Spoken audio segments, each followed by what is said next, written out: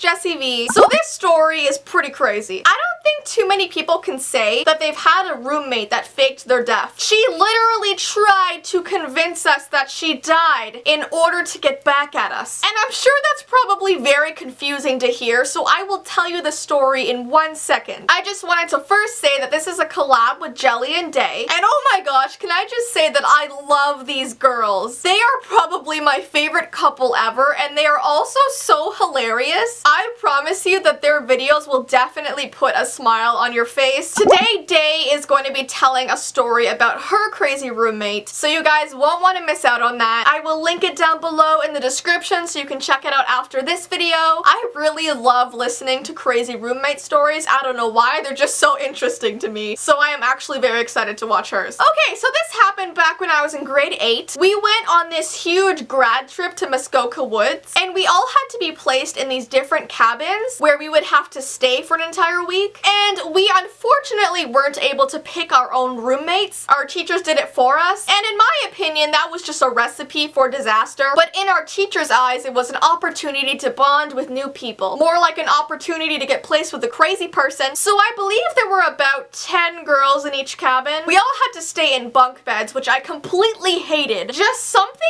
about bunk beds freak me out, because no matter if I'm on the bottom or the top, I get anxiety. Because when I'm on the top, I'm always afraid of rolling off, because who knows what I'll be dreaming about one night. What if like a bear is chasing me in my sleep and I just run off the top of the bed? And if I'm on the bottom, I'm worried that the bed on top of me is just gonna fall down and squish me, flat as a pancake, and I'm not ready to be breakfast. Yeah, I just feel like bunk beds are a disaster waiting to happen. But alas, I had to sleep somewhere, so I took the bottom bunk. And I survived. That was okay. Well, one of my roommates, let's call her Sarah, she was a troublemaker and she absolutely loved it. She was the type of person that laughed at other people's pain. She was like a typical Disney villain. I mean, I'm talking, she would take glasses of cold water and pour them over our bed before we went to sleep. And this was in the middle of winter, by the way, so nobody wants to sleep in a cold bed. If I wanted to sleep in a puddle, I would have went outside. Another time, she took everybody's toothbrushes and hid them under her bed, which is especially annoying to me because I'm a germaphobe. I literally have OCD. I don't want anybody else touching my toothbrush except for me. And most definitely not the dirty dust mites on the floor under her bed. She would flush the toilets while we were showering. Things would always go missing. Like 50% of my socks were gone. And who steals socks? Like, why did she want my socks? Oh, and after we got back to our cabin after walking in the snow in the woods, we would always have our boots filled with like slush and water, and she would just waltz throughout the cabin with her boots on, so our floors ended up looking like someone peed all over them. It just didn't seem like she cared about anybody else but herself, and 90% of the time she was doing all of these things on purpose, and it really annoyed everyone. And yeah, maybe she had like 1 or 2 people that were actually laughing at the prank she pulled on us, but the majority of us just didn't want to take it anymore. We were so annoyed. I mean, we wanted to switch cabins. This was not the way we wanted to spend our grad trip. And whenever someone tried to talk to her about it, she would get very defensive. And the funny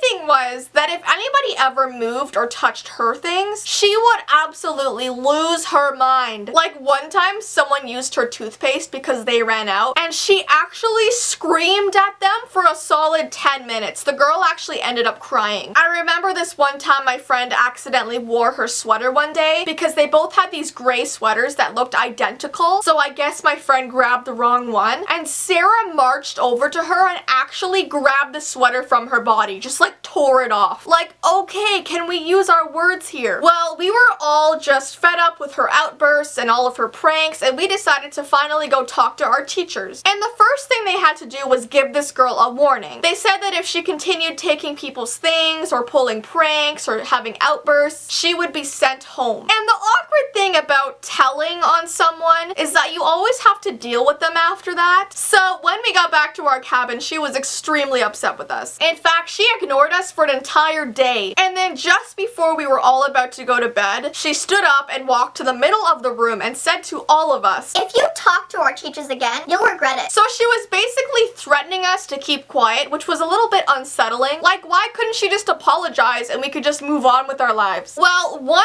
of the girls in the room actually stood up for all of us, and she pretty much said how we should all just get past this and have a good trip. Basically just telling Sarah to calm down, to chill out. Well, Sarah started yelling about how she never felt included and she always felt attacked and how nobody liked her. Basically turning herself into the victim. And it was ridiculous because honestly, the group of us girls really tried to include her at the beginning of the trip. Like, we have no reason to make enemies unless you do something terrible, which she was from the very start of the week. So it was hard for us to be friends with her because she was constantly pushing us away with the stuff that she did. So now, like, she's blaming us? Like, she kind of dug herself a hole from the beginning. Well, she ended up running off to her bed and she like buried herself under her covers, and we didn't hear from her for the rest of the night. The next day when we woke up, we started getting ready for breakfast like we usually did. We always had to walk to this separate building to eat, and we noticed that Sarah wasn't in her bed. So we kind of just assumed that she got up early, got ready, and then went to breakfast before us. Well, we got there and she was nowhere to be seen, so our teachers obviously started to get very freaked out. They were concerned about where she was. So two of our teachers rushed off to the cabins and started looking through them one by one to find her, and a whole group of us girls were there as well because we were very curious as to where she was. We were kind of just watching our teachers search through these cabins. Well, we all went into the cabin that was directly beside ours, and we walked into the bathroom, and there she was, lying face first on the ground. And keep in mind that this bathroom was a shared shower, so it was this massive space with showers everywhere. The floor was completely wet. There was like hair on the ground. The floor was disgusting. Just imagine lying face first in like a pool change room. It's just not something that you do. So it didn't go through our minds that this could be fake, because who would put themselves through that? Like, it's gross. So our first instinct was to think that something really bad happened to her. And we all started feeling terrible because we had that argument with her the night before. But you should have seen our teachers. They rushed over to her so fast. They were screaming her name. They were trying to wake her up, and she still wasn't moving. So I guess they started thinking that the worst happened to her because she wasn't responsive at all. So they called 911 and they told all of the girls to get out of the cabin. So we all had to sit and wait in the main building until further notice. So we had no idea what was happening. There was just rumors going all over the place saying that she died. She died in the bathroom. I was quite terrified actually. But then about an hour later, our teacher walked in and told us that she was completely fine. So obviously it was a huge relief, but we were all very confused as to what happened. And back when this happened in grade 8, I actually never found out what happened at that time. I never knew the real story until I got to high school. When I was in grade 10, I conveniently became friends with the daughter of the principal of that school. And oh my goodness, she told me everything that went down in that grade 8 year. Apparently Sarah planned the whole thing out. She was feeling very excluded, very hated, very lonely, very upset. So she wanted to scare people extremely badly when we found her on the floor. She wanted us to think that she died to make us feel guilty. Like, when they took her to the hospital while we were waiting in the main building, the doctors found absolutely nothing wrong with her. And she admitted like 3 days later to her mom that it was all fake. And yes, that is extremely psychotic, so I can't comprehend what was going through her mind when she decided to do that. I mean, it's an extremely terrible and frightening thing to fake. She gave my teachers like heart attacks basically. And remember when I said she went to bed right after the argument the day before she faked her death? Apparently when she was under the covers, she was writing in her diary, and she wrote something like, "I'm sure they would finally care if they thought I died," or something around those lines. And I do feel really bad for her that she had to kind of go to those extremes, but at the same time, we really did nothing wrong. Oh, and I forgot to mention that she was actually never put back into our class to finish the rest of the year. Like, we never saw her again until grade 9, so I don't know if her parents took her to therapy or like what happened on that